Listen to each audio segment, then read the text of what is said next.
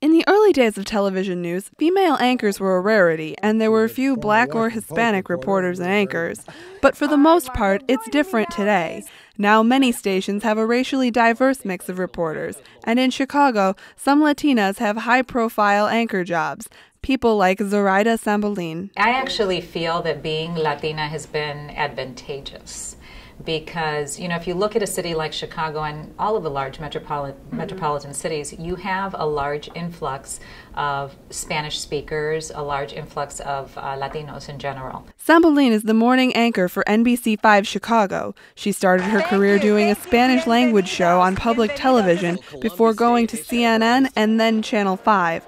She attributes much of this success to her bilingual skills. It's definitely a good skill to have. So I tell everybody that if you speak Spanish in the home, continue doing so, because you really need to become proficient at the language. It's not just that you speak it a little bit, but it's really that you own the language. And the only reason I was able to do that was because I worked on that Spanish language show, and it was full immersion. Like Sambolin, Lourdes Duarte at Chicago's WGN News says being a Latina was a major advantage in helping her advance her journalism career. It's a huge advantage for a couple of reasons. I think, one, we have a gigantic Latino community here in Chicago, which is very supportive and is really making a difference. So I think they can identify with me because I speak their language and I come from the same background.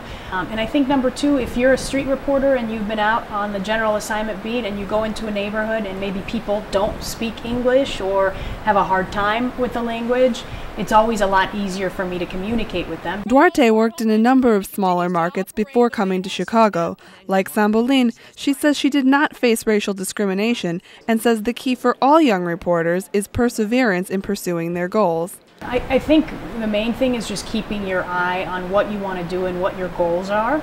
And realize that there is no instant gratification, that things are not going to happen overnight, that you are going to have to take those steps little by little to get to your goal. Looking at the careers of these women, one message seems clear. Their ethnic backgrounds are leading to opportunities instead of the barriers they once created.